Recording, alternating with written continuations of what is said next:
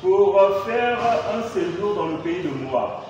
Le nom de cet homme était Elimelech, celui de sa femme Naomi, et ses deux fils s'appelaient Machlon et Kilijon. Ils étaient Éphrasiens de Bethléem de Juda. Arrivés au pays de Moab, ils y fixèrent leur demeure. Elimelech, mari de Naomi, mourut, et elle resta avec ses deux fils. Ils prirent des femmes moabites, dont l'une se nommait Orpa et l'autre Ruth, et ils habitèrent là environ 10 ans. Machlon et Kilijon moururent aussi tous les deux, et Naomi resta privée de ses deux fils et de son mari. Donc ici, on va voir un exemple concret d'un abandon de la foi. On va voir l'exemple d'une famille et des personnages qui sont passés du désespoir à l'espoir. Pourquoi? Parce que lorsque nous abandonnons la foi, nous sommes dans une situation de désespoir. Et on peut se souvenir du fils prodigue. Lui également, il a abandonné la foi et on a vu ce qui lui est arrivé. Et ici, dans ce passage, il nous a dit qu'il y avait un homme à Bethléem de Juda. Et qu'est-ce que cet homme va faire? Cet homme va fuir la famine. Et ce qui est marquant, c'est que cet homme vivait à Bethléem. Et Bethléem, ça veut tout simplement dire maison du pain. Mais dans la maison du pain, on remarque qu'il manque le pain. C'est une situation quand même paradoxale. Alors comment se fait-il qu'il se trouve dans la maison du pain? Il se trouve à Bethléem, mais quand même à Bethléem, il n'y a pas de pain, c'est la famine qui règne. Et bien cela nous est dit par le premier verset où il nous est dit du temps des juges. Alors qu'est-ce qui caractérisait le temps des juges? C'était le péché. Qu'est-ce qui caractérisait le temps des juges? C'était l'iniquité. Et nous le voyons dans Juge 21, le verset 25. En ce temps-là, il n'y avait pas de roi en Israël, chacun faisait ce qui lui semblait bon. Donc c'était ce qui caractérisait le temps des juges. C'est vrai que le Seigneur a suscité des juges pour ramener le peuple à lui, mais dès que ce juge mourait, le peuple retournait encore dans l'idolâtrie. Le peuple retournait encore dans la désobéissance. Donc l'époque des juges était caractérisée par une apostasie. L'époque de juges était caractérisée par le fait que les gens n'étaient pas assez assis dans la parole de Dieu. Les gens n'étaient pas assez fermes avec le Seigneur. Mais malgré cela, le Seigneur garantissait toujours de sa présence à ceux et celles qui le cherchaient. Et le Seigneur va envoyer une épreuve. Et cette épreuve, c'est la famine. Et lorsque le Seigneur envoie la famine, ce n'est pas pour que le peuple d'Israël puisse quitter le territoire d'Israël. Pourquoi? Parce que le Seigneur leur avait donné le territoire d'Israël et ils devraient chercher Dieu dans ce territoire. Et au lieu que cet homme du nom d'Elimelech, Naomi et ses enfants puissent rester à Bethléem, puissent rester dans la maison du pain, qu'est-ce qu'ils vont faire? Ils vont sortir de la maison du pain. Non seulement ce qui les entourait, l'environnement, c'était un environnement apostat, comme un peu ce monde dans lequel nous sommes, un monde où c'est l'apostasie qui règne de partout. Le temps des juges, chacun faisait ce qui lui semblait bon, mais eux, au lieu de rester dans la présence du Seigneur, dans la maison du pain, qu'est-ce qu'ils vont faire? Ils vont en sortir. Et cette image, ça nous parle également de nous autres. Nous également, nous sommes environnés d'un état d'apostasie. Nous sommes environnés, nous sommes dans un monde où chacun fait comme bon lui semble. Au nom de la liberté d'expression, entre guillemets, chacun fait et pense comme il veut. Malheureusement, en désaccord avec la parole de Dieu. Mais ici, on voit, ils vont sortir. Ils vont sortir de la présence de Dieu. Et ils vont se dire que dans la maison du pain, il n'y a pas de pain, donc on va aller chez les Moabites. Donc ils vont sortir de la présence de Dieu, de la terre que le Seigneur leur avait donnée, et ils vont partir dans un territoire païen. Ils vont partir dans un territoire qui était caractérisé par l'idolâtrie. Ils vont partir dans un territoire où c'était le péché qui régnait. et ils vont s'y établir en espérant trouver mieux dans ce territoire. Et c'est aussi ce qui nous caractérise très souvent. Nous sommes dans la maison du pain, nous sommes dans l'église, mais de fois on se dit que c'est mieux dehors. De fois on se dit que c'est mieux ailleurs. De fois on se dit que c'est mieux d'enfreindre la parole de Dieu. Mais ici on va voir quelles sont les conséquences. Assurément, ils étaient pleins d'espérance. Ils avaient plein d'espoir qu'en allant à Moab, on va trouver du pain. En allant à Moab, notre situation va s'améliorer. En allant à Moab, moi qui suis dans la famille, ils savent que l'église, vraiment, c'est compliqué. Mais c'est l'inverse qui va se produire. Et en sortant de la présence du Seigneur, qu'est-ce qu'on va remarquer? Elimelech, l'initiateur, il va mourir. Naomi va perdre ses 2 enfants. Et là, on voit, c'est le désespoir. On voit que le péché a engendré le malheur. Et c'est ce qu'on doit aussi retenir en ce soir. Le péché n'est jamais un garantie pour une vie meilleure. Si nous sommes enfants de Dieu et que nous nous éloignons de la présence du Seigneur, c'est le malheur qui va nous élever. Si nous sommes enfants de Dieu et que nous pensons qu'en allant voir hors du Seigneur, que nous allons trouver mieux, c'est le désespoir qui va nous animer. Et on voit ici que ce qu'a eu à faire Elimelech, un autre aussi a eu à le faire, dans la personne de Jonas. Jonas également, il a reçu une mission claire du Seigneur. Mais qu'est-ce qu'il va dire? Je fuis.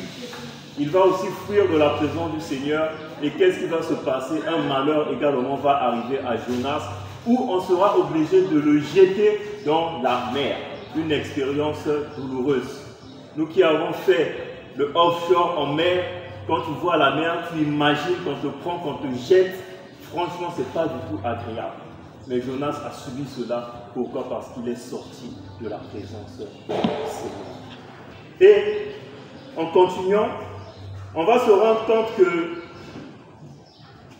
les 2 fils de Naomi vont mourir. Et lorsque ces 2 fils de Naomi vont mourir, les belles filles de Naomi vont s'attacher à Naomi. Et Naomi va prendre la décision, la résolution. Je me suis éloigné de la maison du pain.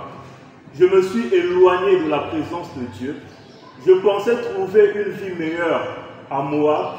Je préfère revenir. Je préfère revenir à Bethléem. Je préfère revenir dans la présence du Seigneur. Et ce qui est marquant, c'est que non seulement Naomi va avoir cet élan de foi de revenir au Seigneur, à Bethléem, mais également ces 2 belles filles vont vouloir la suivre. Et c'est ce que nous lisons au verset 8. Naomi dit alors à ces 2 belles filles, allez retourner chacune à la maison de sa mère, que l'Éternel use de bonté envers vous comme vous l'avez fait envers ceux qui sont morts et envers moi. On passe au verset 14. Et elles élevèrent la voix et pleurèrent encore. Orpa baisa sa belle-mère, mais Ruth s'attacha à elle. Verset 15, Naomi dit à Ruth, voici ta belle-sœur est retournée vers son peuple et vers ses dieux. Retourne comme ta belle-sœur. On s'arrête d'abord par là.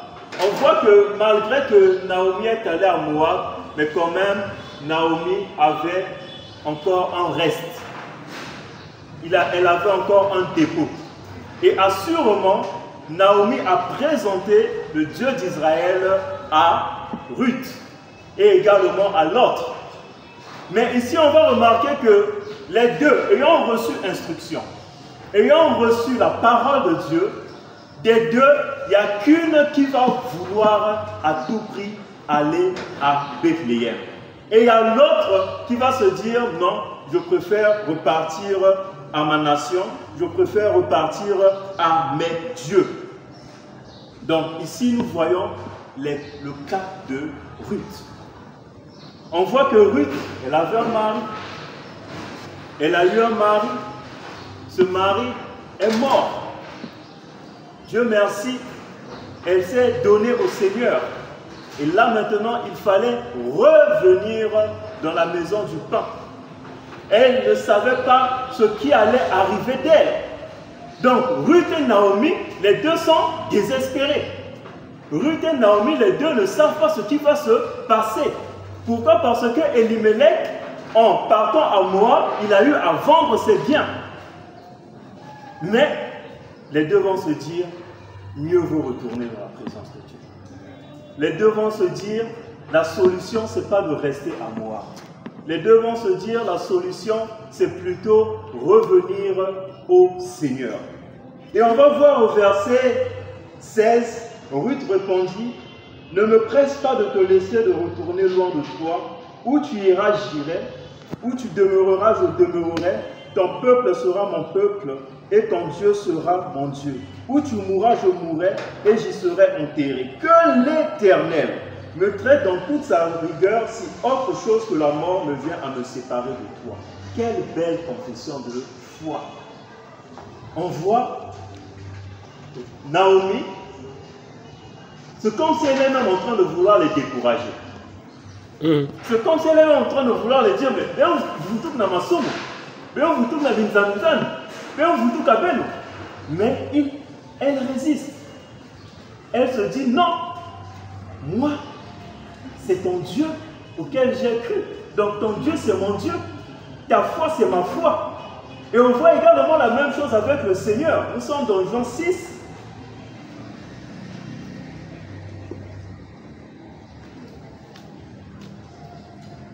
Jean 6, le verset 67, je crois.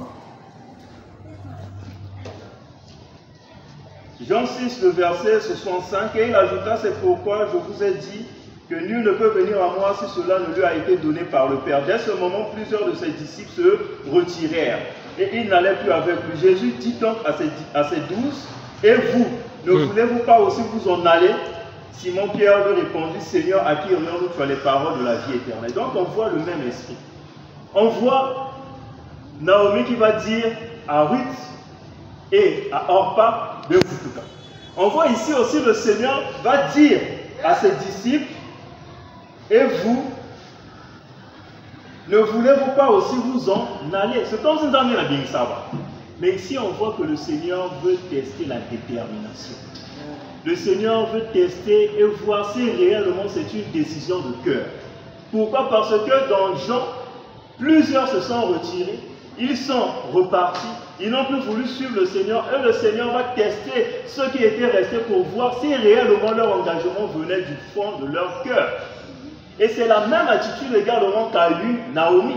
Naomi a voulu également se rassurer de mes deux belles filles. Est-ce que c'est un engagement de cœur? Est-ce que c'est de tout cœur qu'elles veulent revenir au Seigneur? Et on va voir que de ces deux, il y a une, son engagement était fausse. Pourtant, elle était en train de dire que oui, moi aussi je vais repartir. Elle était en train de suivre Naomi. Mais après, on va se rendre compte que c'était superficiel. Après, on va se rendre compte que ce n'était pas vrai. Après, on va se rendre compte que sa repentance n'était pas véritable. Elle n'avait pas véritablement connu le Seigneur. Et de la même manière également ici dans Jean, on voit le Seigneur qui va dire, vous ne voulez pas vous en aller. Si on traduisait ça littéralement, c'est cru, c'est sec, c'est comme ça, ça va bien courir. Mais eux, ils disent, non, tu as les paroles de la vie éternelle. À qui irions-nous? Et ici, on voit que le Seigneur, ce qu'il veut, ce qu'il attend, c'est l'engagement de cœur. Oui, tu t'es éloigné. Oui, tu n'es plus à Bethléem. Oui, tu n'es plus dans sa présence. Mais pour revenir à Dieu, il faut un engagement. Il faut une détermination. Il faudrait que ça vienne de ton cœur, que tu le désires, que tu le veuilles. Mais ce que nous remarquons, c'est qu'il y a plusieurs qui sont comme Orpa. Ce n'est pas un engagement vrai. Et de fois, on se pose des questions, mais comment se fait-il que ces gens-là, ils ne reviennent pas à Dieu? Semble-t-il qu'ils se sont repentis? Semble-t-il qu'ils ont changé? Semble-t-il que non, ils se sont présentés même devant l'Assemblée pour dire que non, cette fois-ci, je m'engage avec le Seigneur.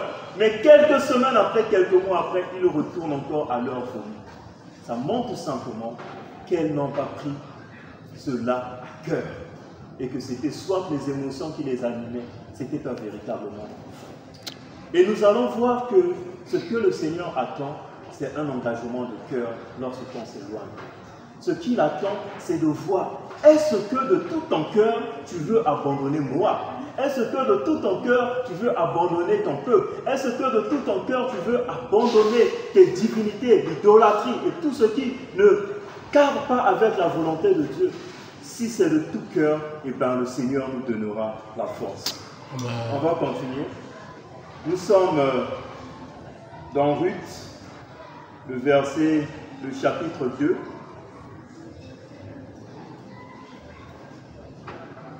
Je vais sélectionner juste quelques versets.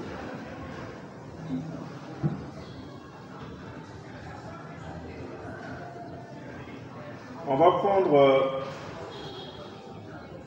le verset 2 pour être dans le contexte. Ruth la Moabite dit à Naomi, laisse-moi, je te prie, aller glaner des épis dans le champ de celui auquel je trouverai grâce. Elle lui répondit, va ma fille. Elle alla glaner dans un champ derrière les moissonneurs et il se trouvait par hasard que la pièce de terre appartenait à Boaz, qui était de la famille d'Elimelech. Et voici Boaz vint de Bethléem et dit au moissonneur, que l'Éternel soit avec vous, et lui répondirent, que l'Éternel te bénisse. On va continuer. Et Boaz dit à son serviteur chargé de surveiller les moissonneurs, à qui est cette jeune femme?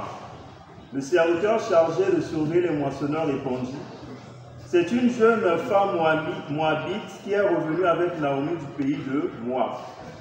Elle a dit, permettez-moi de glaner et de ramasser des épis entre les gerbes, derrière les moissonneurs. Et depuis ce matin qu'elle est venue, elle a été debout jusqu'à présent et elle ne s'est reposée qu'un moment dans la maison. Boaz dit à Ruth, écoute ma fille, ne va pas glaner dans un autre champ, ne t'éloigne pas d'ici et reste avec mes servantes. Regarde pour la moisson dans le champ et va après elle. J'ai défendu à mes serviteurs de te toucher et quand tu auras soif, tu iras au vase et tu boiras de ce que les serviteurs auront puisé. Alors elle tomba sur sa face et se prosterna contre terre.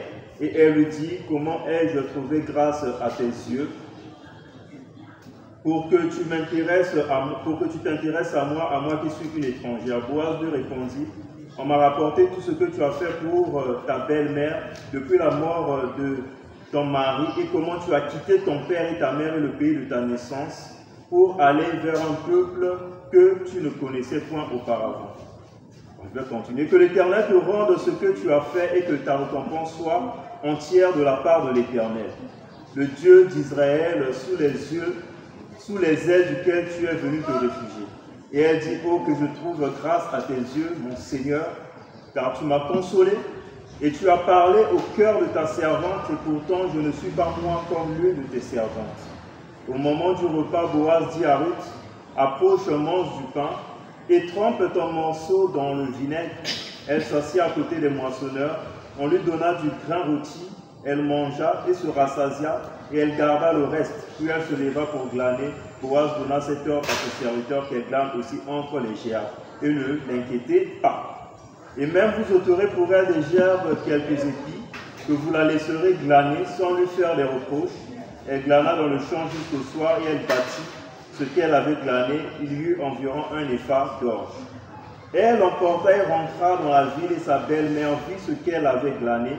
Elle sortit aussi les restes de son repas et le lui donna. Sa belle-mère lui dit, où as-tu glané aujourd'hui? Et où as-tu travaillé? Béni soit celui qui s'est intéressé à toi. Et Ruth fit connaître à sa belle-mère chez qui elle avait travaillé. L'homme chez qui j'ai travaillé aujourd'hui, dit-elle, s'appelle Boaz.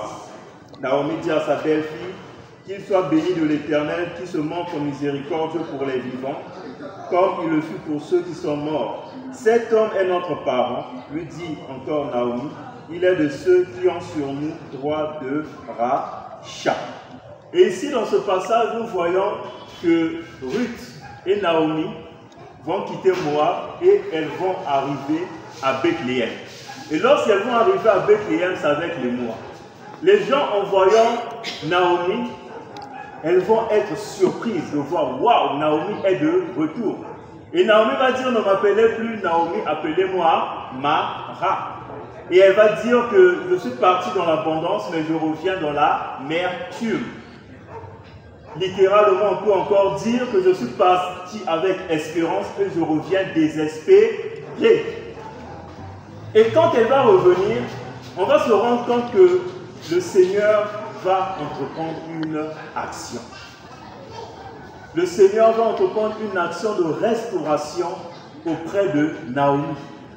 Et le Seigneur va aussi entreprendre une action de restauration auprès de Ruth. Pourquoi? Parce que les deux étaient désespérés et elles vont quand même prendre le pari de revenir dans la présence de Dieu. De fois, on se pose des questions. Ah, j'ai commis, je me suis éloigné. Et si je revenais, est-ce que le Seigneur va me pardonner? Est-ce que le Seigneur va se souvenir de moi? Est-ce que le Seigneur n'aura pas un cœur rancunier? Et va se dire, ah, comme Dieu, de fois, ce sont des pensées que l'ennemi veut nous faire croire que le Seigneur est en colère, que le Seigneur ne m'aime pas, que le Seigneur me déteste. Et au lieu que nous puissions chasser ces pensées, il y a plusieurs qui acceptent ces pensées. Il y a plusieurs qui pensent que le Seigneur est comme des hommes, agit comme des hommes, à la manière des hommes, qu'il est rancunier, que parce que tu t'es éloigné, qu'il a gardé rancune. Il n'y a qu'une seule chose qui fait changer le cœur de Dieu, c'est la repentance. Amen. Lorsque nous sommes repentants, lorsque nous venons à Dieu dans la repentance, peu importe ce qu'on a eu à commettre, le Seigneur nous pardonne. Et le Seigneur nous pardonne non pas à la manière des hommes, où dans ta pensée tu te rappelles, sur un terrain avant mon kim, et une seulement attention qui vient chipper dire non. La Bible dit que aussi loin que l'est de l'ouest, le Seigneur également ne se souvient plus de nos péchés. Donc lorsque la repentance est sincère, la repentance est vraie, le Seigneur ne se rappelle plus. C'est nous les hommes qui avons tendance à se rappeler même les uns les autres nos péchés. Et on se décourage même en faisant cela. Alors que le Seigneur, il est passé à autre chose. Pourquoi? Parce que le Seigneur a vu un cœur repentant. Le Seigneur a vu que, tiens, le fils prodigue est revenu. Le fils prodigue voulait déjà se justifier. Quand je vais revenir auprès de Dieu, je vais dire, Seigneur, j'ai fait ceci, j'ai fait ceci, j'ai fait ceci. Mais quand il revient, il se rend compte que le Seigneur va l'accueillir. Et il ne va même pas lui laisser le temps de vouloir encore détailler, d'être dans la culpabilité. C'est parti, c'est parti. Et c'est ça le cœur de Dieu. Donc cette histoire nous montre également le cœur de Dieu envers ses enfants. Le cœur de Dieu envers ces personnes qui ont apostasié. Le cœur de Dieu envers ces personnes qui ont abandonné la foi. Le cœur de Dieu envers ces personnes qui se sont éloignées de lui. Ce qu'il veut, ce qu'il désire, c'est que ces personnes reviennent à lui. Et on va se rendre compte que dans cette histoire, quand la personne de Ruth, de Naomi, revient dans la présence du Seigneur, automatiquement le Seigneur déclenche une action de restauration. Automatiquement, le Seigneur déclenche une action pour leur faire du bien, pour les aider, pour les soutenir, pour les fortifier. Donc, on n'a pas de raison à ne pas vouloir revenir à Dieu. On n'a pas de raison à demeurer dans le désespoir. On n'a pas de raison à demeurer dans le découragement. Pourquoi? Parce que lorsque on vient à Dieu de tout notre cœur et qu'on ouvre notre cœur au Seigneur, le Seigneur ôtera cela. Et on va se rendre compte que Naomi, la Bible dit comme par hasard. De par là, nous comprenons que c'est la providence de Dieu. Et que c'est Dieu qui est derrière ça. Et au verset 3, il nous est dit, et il se trouva par hasard que la pièce de terre appartenant à Boaz, qui était de la famille de Elimelech. Par hasard. Avec les enfants de Dieu, le hasard là, c'est Dieu qui est derrière. Amen. Il est derrière le hasard de nos vies. Comme par hasard porte le foulouka. Et nous vous tous maintenant, comme par hasard, nous allons me bénir. Comme par hasard, on va manquer son. Mais nous savons Dieu est derrière. Et là, on va continuer, on va se rendre compte que la Bible dit, comme par hasard, elle va aller glaner dans un champ qui appartient à Boaz. Et qui est Boaz? Boaz, c'est le parent d'Elimelech. Ça veut dire quoi le parent d'Elimelech? Prenons Lévitique. De mémoire, je crois Lévitique 25. Lévitique 25, le verset 25. Lévitique 25, le verset 25. On va lire. Si ton frère devient pauvre et vend une portion de sa propriété, celui qui a le droit de rachat, son plus proche parent viendra et rachètera ce qu'a vendu son frère. Alors, au temps d'Israël, lorsque on faisait des trocs, lorsque on vendait sa parcelle en fonction d'une date. Et cette date-là, on appelait cela le jubilé. Et le jubilé, c'était tous les 50 ans. Donc ça veut dire, si vous avez dans le pangwangé, vous devez tenir en compte 50 ans pour que le pangwangé tekis aya vutuk diaka na ngemosi. Donc ce n'était pas que tu vends quelque chose et puis ça appartient pour toujours à la personne. Donc il fallait attendre 50 ans. Et on appelait cela l'année du jubilé. Et le Seigneur avait donné cette instruction pour que chaque famille en Israël puisse garder ses terres. Pour ne pas que famille, par exemple, Maungu, qui perd la terre, qui est dans la famille Mabonzo. Non. Famille Maungu n'est pas tekis la terre, mais famille Mabonzo qui a le droit pour racheter même la terre. Avant même date, il y a jubilé. Donc, il y avait la possibilité, deux possibilités, soit tu attends l'année du jubilé, comme ça, ce que tu as vendu va te revenir ou revenir à ta famille. La deuxième possibilité, c'est ce que nous lisons ici. Si ton frère devient pauvre et vend une portion de sa propriété, celui qui a le droit de rachat, son plus proche parent, viendra et rachètera ce qu'a vendu son frère. Donc la deuxième possibilité, c'est que le proche parent, cousin, cousine, proche, direct, voilà, mettons direct.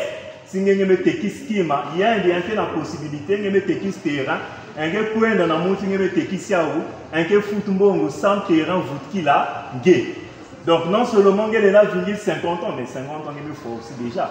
Donc, possibilité, vous avez que parents, le fait que vous êtes pauvre, mes parents ont un moyen, un cuisine, un souba comme ça, terrain, mais vous avez et c'est ce qui va se passer là, on voit la providence de Dieu, on voit comment le Seigneur est en train de manager les choses, le meilleur manager au monde. Donc il est en train de manager par hasard, Ruth se retrouve dans le champ de Boaz. Par hasard encore, Boaz c'est le parent d'Elimelech. Donc ça nous encourageait qu'il y a des hasards aussi qui peuvent se produire en ce soir. Hein. Dès demain, là, hasard mais basika. Donc là, on comprend que pour faire cela, il fallait être un parent proche. Et Boaz était le proche parent d'Elimelech. Ça veut dire que Boaz avait le droit de rachat. Boaz avait la clé. Boaz avait la solution pour que le désespoir qui était dans la vie de Ruth, le désespoir qui a touché également Naomi, elle était veuve, pour que cela puisse partir. Et la clé, c'était que Boaz puisse racheter. C'était que Boaz puisse prendre de son argent et racheter ce que Elimelech avait vendu pour partir à Moab. Et ce passage nous montre et nous explique que nous également, on était dans le monde. On était éloignés de Dieu. On a fait des choses qui ne glorifiaient pas le Seigneur. On a perdu notre héritage dans la personne de Adam et Ève. Mais il y a un proche parent, notre parent rédempteur, notre Boaz. Il a fallu qu'il vienne ici-bas sur terre, qu'il devienne proche avec l'humanité. Voilà pourquoi le Seigneur, il fallait qu'il soit homme. Le Seigneur ne pouvait pas nous sauver s'il n'avait pas pris la nature humaine. Il fallait qu'il soit le proche parent de l'homme pour racheter l'homme. Pour que l'héritage qu'on a perdu, qu'on puisse le récupérer. Donc notre Boaz, le Seigneur Jésus-Christ, lui également nous garantit de restaurer notre héritage perdu. Perdu à cause du péché. Perdu à cause des choses, de notre éloignement avec le Seigneur. Et ici on continue, on va lire au verset, je le lis rapidement, toujours dans Ruth 2, on va lire le verset 12. Que l'Éternel te rende ce que tu as fait et que ta récompense soit entière de la part de l'Éternel, le Dieu d'Israël, sous les ailes duquel tu es venu te réfugier. On voit que Boaz va dire à Ruth, que l'Éternel soit ta récompense. Et Boaz va dire à Ruth que tu es venu te réfugier sous les ailes du Dieu d'Israël. Ça aussi, c'est encore un autre enseignement. L'enseignement, c'est quoi? C'est que Dieu est notre ville de refuge. Pourquoi Boaz va utiliser cette expression? C'est qu'en Israël, lorsque on avait tué une personne par mégarde, on avait la possibilité d'aller vers une ville de refuge. Donc on allait se réfugier. Et lorsque nous sommes dans la ville de refuge, on ne pouvait plus venir encore pour nous tuer, on ne pouvait plus venir encore pour exercer le jugement. Les personnes qui allaient vers cette ville de refuge étaient protégées. Et ici, Boaz va dire à Ruth, mais tu es venu sous les ailes de Dieu, tu es venu te réfugier en Dieu. Littéralement, ça veut dire quoi? Ça veut dire qu'il y avait la sanction de mort. Ça veut dire quoi? Ça veut dire qu'il y avait la condamnation sur toi. Mais tu es venu dans la ville de refuge. Donc nous également, on a notre Boaz qui nous garantit le refuge. Il est notre ville de refuge. Avant, on pouvait être exposé. Pourquoi? Parce que si on mourait dans l'état du péché, c'était la mort, la condamnation, l'enfer qui nous attendait. Mais le Seigneur est venu. Il nous a montré la ville de refuge qu'il est et il nous a appelés à venir dans cette ville pour être protégés du vengeur du sang. Comme un peu Israël en Égypte. Il fallait qu'il soit dans la maison et il fallait aussi qu'il soit couvert par le sang pour être protégé. Donc de par là, nous voyons que la présence du Seigneur, non seulement restaure notre héritage, mais la présence du Seigneur vient également pour nous protéger. La présence du Seigneur est une protection, c'est une muraille, c'est un feu qui nous garde. Et ici, on va voir que Ruth et Naomi vont expérimenter cela. Et on voit que le processus de restauration est en train de prendre place avec Ruth, avec Naomi. Et également pour nous autres qui avons donné notre vie au Seigneur, il y a également cette restauration où nous attendons des corps de gloire. Il y a également cette restauration où nous attendons notre héritage. Il y a également cette restauration où nous attendons que nous puissions régner, que nous soyons sous la protection du Messie. Et cela, il faut venir à Bethléem. Il faut venir dans la maison de Dieu, la maison du pain, la présence de Dieu. Et on va continuer.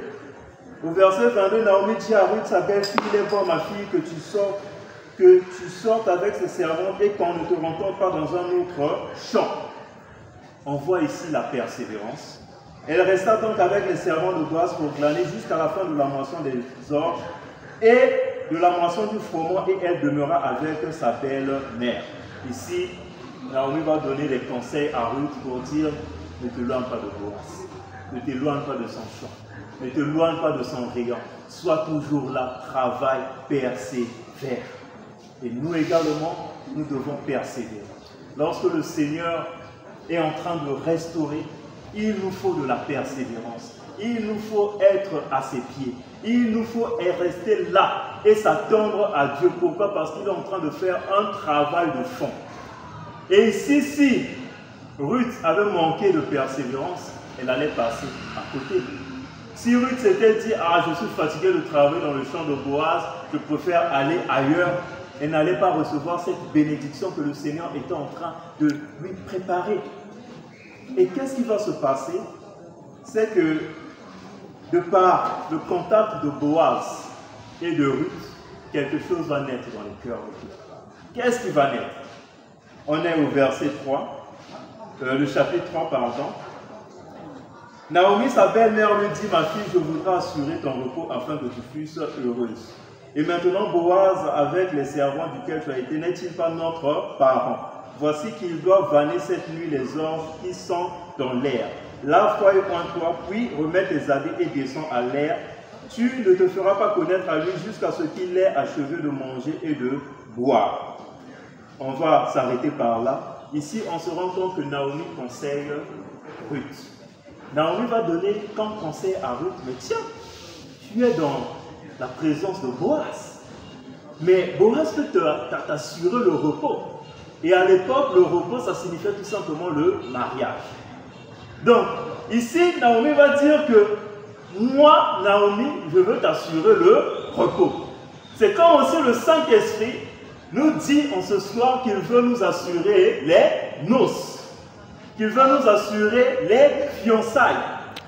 Comme un peu avec Abraham qui va envoyer son serviteur pour chercher une épouse pour son fils. Le Saint-Esprit également est en mission ici, bas sur cette terre, pour préparer une épouse pour Jésus.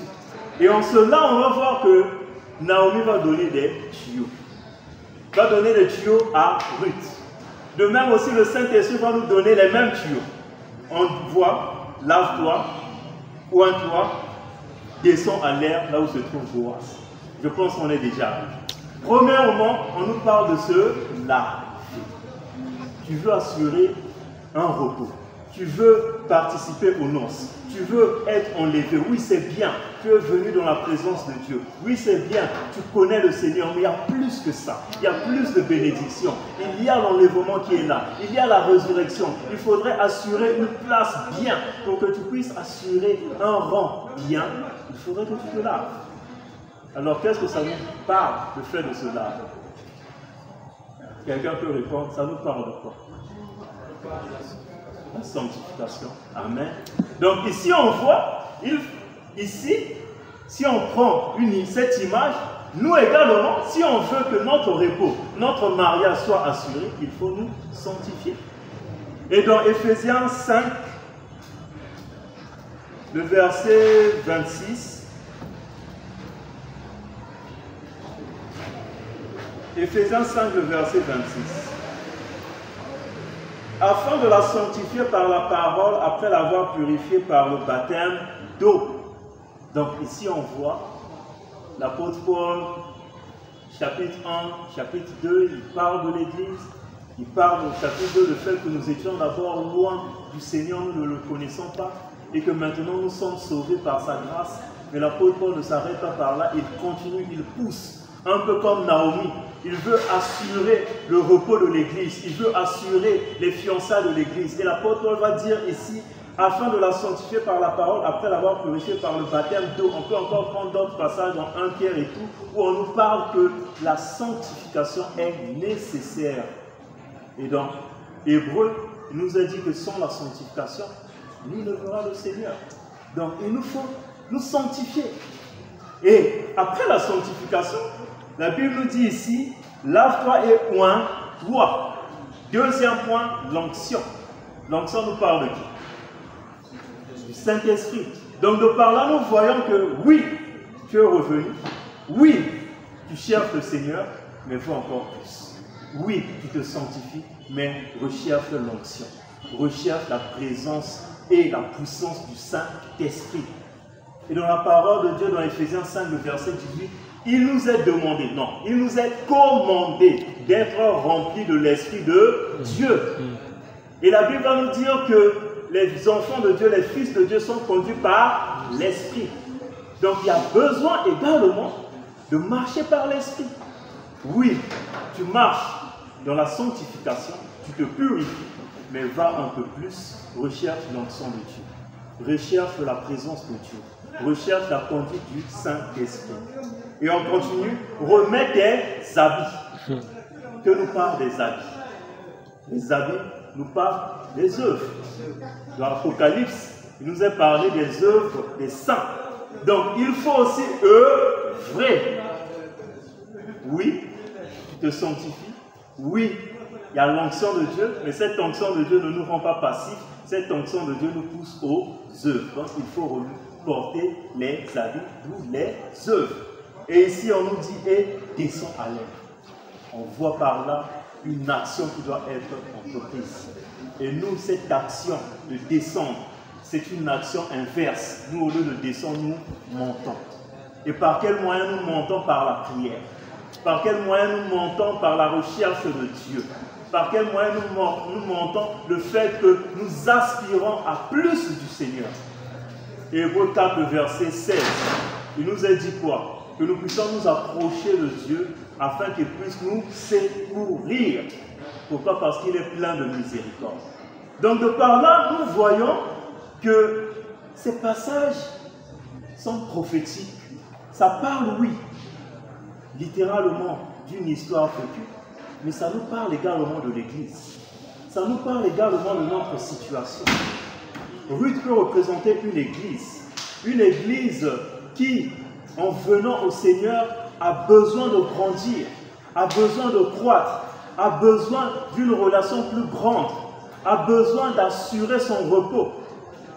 Naomi nous parle de quoi? Naomi nous parle d'une église qui avant connaissait le Seigneur, mais après s'est détournée du Seigneur.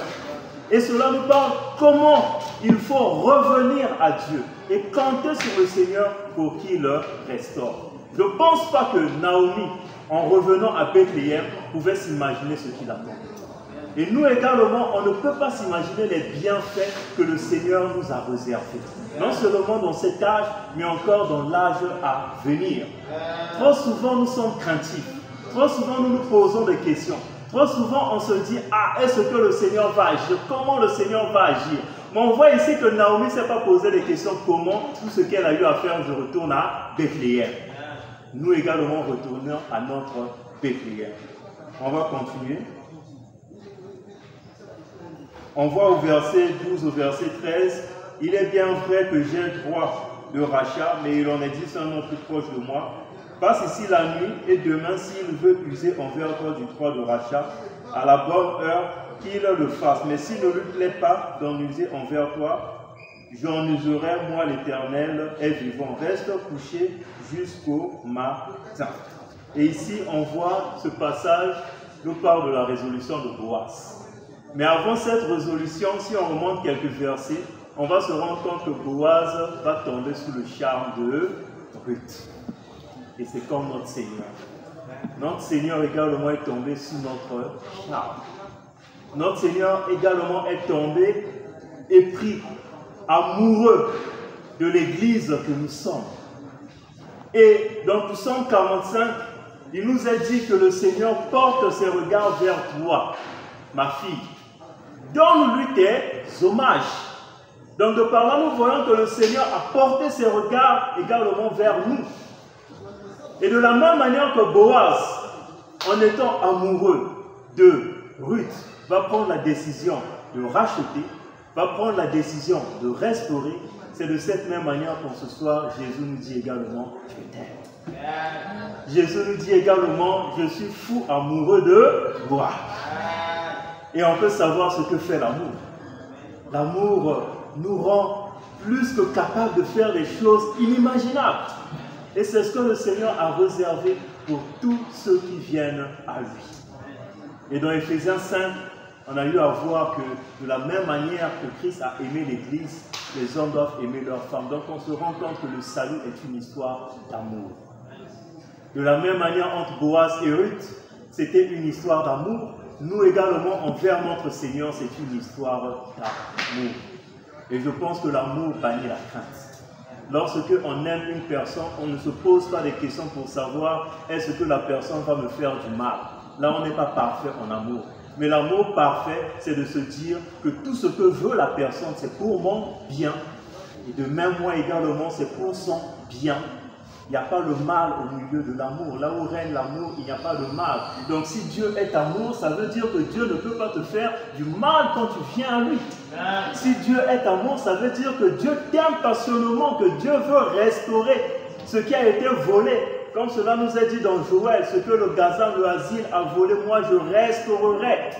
Il est plus que capable de restaurer les dégâts du péché dans nos vies. Il est plus que capable de restaurer les dégâts de la désobéissance dans une assemblée. Il est plus que capable. Et notre Dieu, il n'est pas comme nous. J'aimerais encore nous rappeler cela en ce soir. Notre Dieu, il ne raisonne pas comme nous. Dans sa parole, on nous montre que le Seigneur ne tient pas compte des temps d'ignorance. Donc peu importe la manière dont on s'est conduit, peu importe ce qu'on a eu à faire, peu importe pourvu qu'on revienne dans la récompense. Peu importe, nous sommes plongés dans le désespoir. Venant dans la présence de Dieu, il va changer son désespoir en espoir. On va chuter. On va voir maintenant le mariage. Et au verset 15, et il ajouta, Dans le manteau qui est sur toi, il tiens-le, et le teint, il mesura 6 mesures d'orge qu'il chargea sur elle, puis il rentra dans la ville. Ruth revint auprès de sa belle-mère et Naomi dit, « Est-ce toi, ma fille ?» Ruth lui raconta tout ce que cet homme avait fait pour elle. Elle dit, « Il m'a donné ces 6 mesures d'orge en disant, tu ne retourneras pas vide vers ta belle-mère. » Et Naomi dit, « Sois tranquille, ma fille, jusqu'à ce que tu saches comment finira la chose, car cet homme ne se donnera point de repos qu'il n'ait terminé cette affaire aujourd'hui. » C'est comme Jésus. Il ne se donnera pas de repos tant qu'il ne va pas nous bénir. Il ne se donnera pas de repos tant qu'il ne va pas sanctifier, purifier, glorifier l'Église. Il ne se donnera pas de repos tant qu'il ne va pas nous emmener avec lui dans la gloire.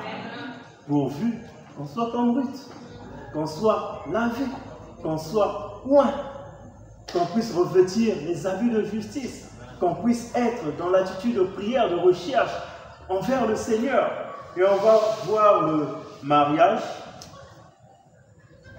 On va voir à partir du verset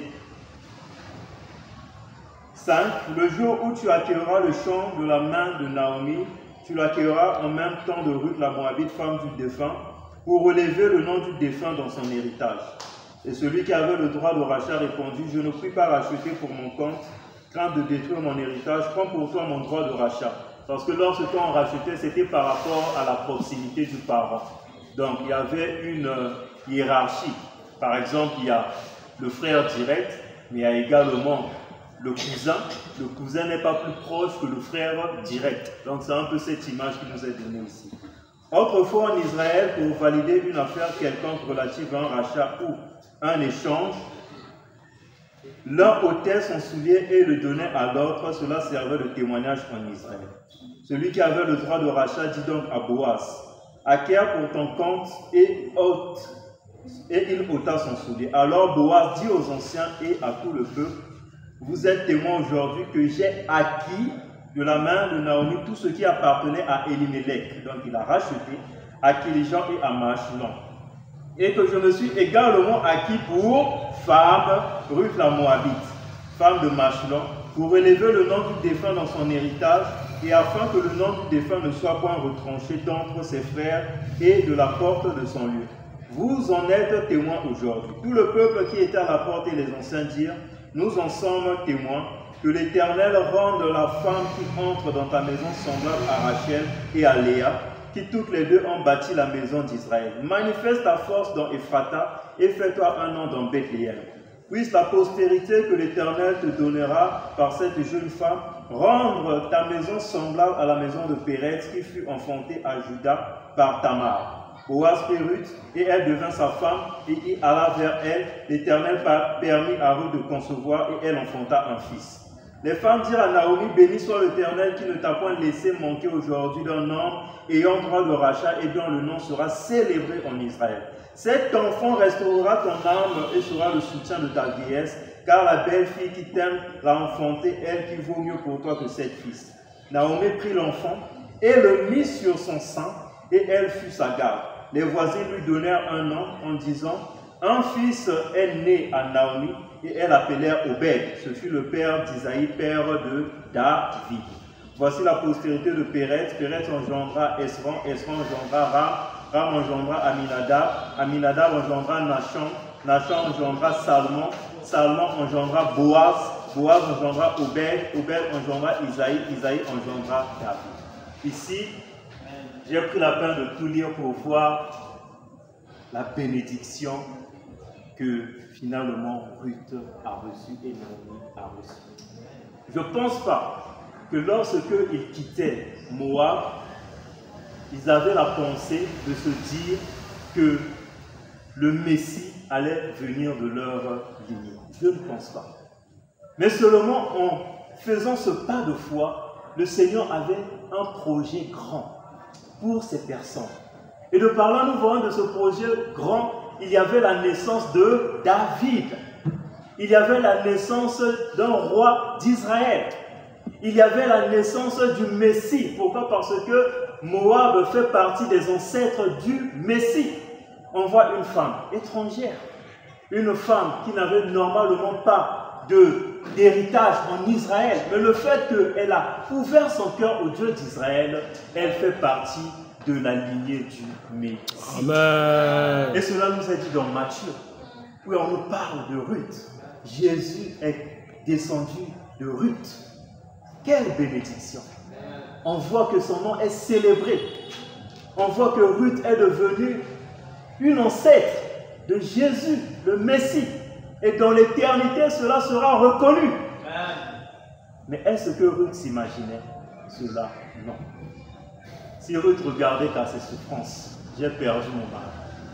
Si Naomi regardait aussi qu'à ses souffrances, j'ai perdu mon mari, j'ai perdu mes enfants. Oh, je suis fini. Oh, c'en est fini de moi. Oh Seigneur, lamentation sur lamentation. Est-ce qu'il y aurait cette bénédiction? C'est pour autant nous dire très souvent le malin. Il est tellement malin qu'il arrive à nous voiler les choses que le Seigneur nous a réservées. Amen. Dans la vie de chaque enfant de Dieu, il y a une grande bénédiction. Il y a une œuvre que le Seigneur veut faire, veut accomplir. Ce que le Seigneur a fait avec Ruth, avec Naomi, il veut également le faire avec nous. Mais trop souvent, à cause de l'apostasie qui nous entoure, trop souvent à cause du péché, trop souvent à cause peut-être même de nos parents ou de la situation dans laquelle nous nous trouvons dans une assemblée, on se laisse décourager. On tombe dans le désespoir et on limite l'action de Dieu. Mais en ce soir, j'aimerais te dire, ne limite pas l'action de Dieu dans ta vie. Tu ne sais pas ce que le Seigneur est en train de préparer. Tu ne connais pas le hasard de Dieu qui va se produire, le tout à coup du Seigneur. Et le hasard de Dieu surprend toujours. Quand le hasard de Dieu arrive, on oublie même les temps de souffrance. Naomi ne s'était même plus rappelé qu'un zonza même boucla ou mara. C'est sûr qu'un zimana même koumouina. Nous avons dit avec Mara, Naomi, la gazelle. Naomi. Pourquoi? Parce que le Seigneur l'a béni, le Seigneur l'a restauré, le Seigneur l'a visité. Et on voit également Ruth la même chose. Elle a fait ce pas de foi. Étant païenne, elle est venue au Seigneur et le Seigneur avait également un projet pour elle. Le Seigneur a des projets pour tout un chacun de nous. Mais ayons ces attitudes. Ayons l'attitude de Ruth. Ayons l'attitude de Naomi. Ruth nous parle d'une personne qui connaissait le Seigneur, mais après qui va se détourner du Seigneur, qui va abandonner. Et en revenant au Seigneur, la personne va se dire que c'en est fini, que le Seigneur ne m'aime plus, mais alors que le Seigneur a un plan. Non, tu n'es pas Mara, Naomi, mais le Seigneur, bien plus, a une grande bénédiction. Le Seigneur a réservé un Obed qui sera un aïeux de David. Alléluia. Ruth également la même chose, on pourrait dire. Ruth, une païenne qui était dans l'idolâtrie, donc on va dire qui était dans l'apostasie du monde, qui ne connaissait pas le Seigneur. Mais le fait qu'elle revienne au Seigneur, le Seigneur va tout simplement la bénir, la restaurer, la garantir un repos. Et nous également, Église, il y a un repos qui nous est garanti.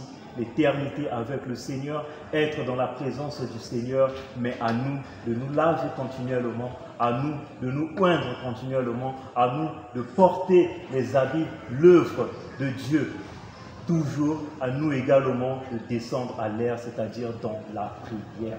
Donc voilà ce que j'avais à cœur de nous partager sur le fait de passer du désespoir à l'espoir. Amen.